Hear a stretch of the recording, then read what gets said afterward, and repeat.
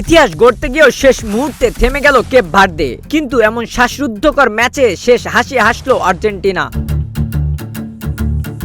বিশ্বকাপ যেন সিনেমার গল্প। শুরুতেই 29 মিনিটে লিওনেল মেসির নিখুঁত ফিনিশিং এ এগিয়ে যায় আর্জেন্টিনা। মনে হচ্ছিল ম্যাচটা হয়তো সহজেই জিতে নেবে আলবিসেলেস্তেরা, কিন্তু না, হার মানতে রাজি ছিল না কেপ ভার্দে। 59 মিনিটে লারোস দুয়ার্তের দুর্দান্ত গোলে সমতায় ফেরে আফ্রিকার দলটি, আর ম্যাচ জমে ওঠে দারুণভাবে। নির্ধারিত সময় ফল না আসায় খেলা গড়ায় অতিরিক্ত সময়ে। 93 মিনিটে লিসান্দ্রো মার্টিনেজের গোলে আবারও এগিয়ে যায় আর্জেন্টিনা, কিন্তু নাটক তখনও বাকি। 104 মিনিটে সিডনি ক্যাব্রালের দুর্দান্ত শটে আবারও সমতায় ফেরে কেপ ভার্দে।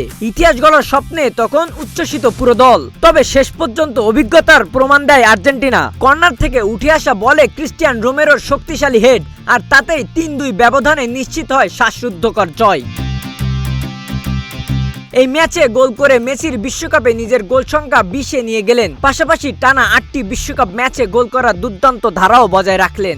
এদিকে টাইব্রেকারে অস্ট্রিয়াকে হারিয়ে প্রথমবারের মতো বিশ্বকাপের শেষ 16তে উঠেছে মিশর। আর এখন চাই মুসলিম দেশ মিশরের সামনে দাঁড়িয়ে আছে আর্জেন্টিনা। এখন দেখার অপেক্ষা, শেষ 16য় কে হাসবে শেষ হাসি, মেসির আর্জেন্টিনা নাকি ইতিহাস লিখতে আসা সালার মিশর। Desk report, news flash 71।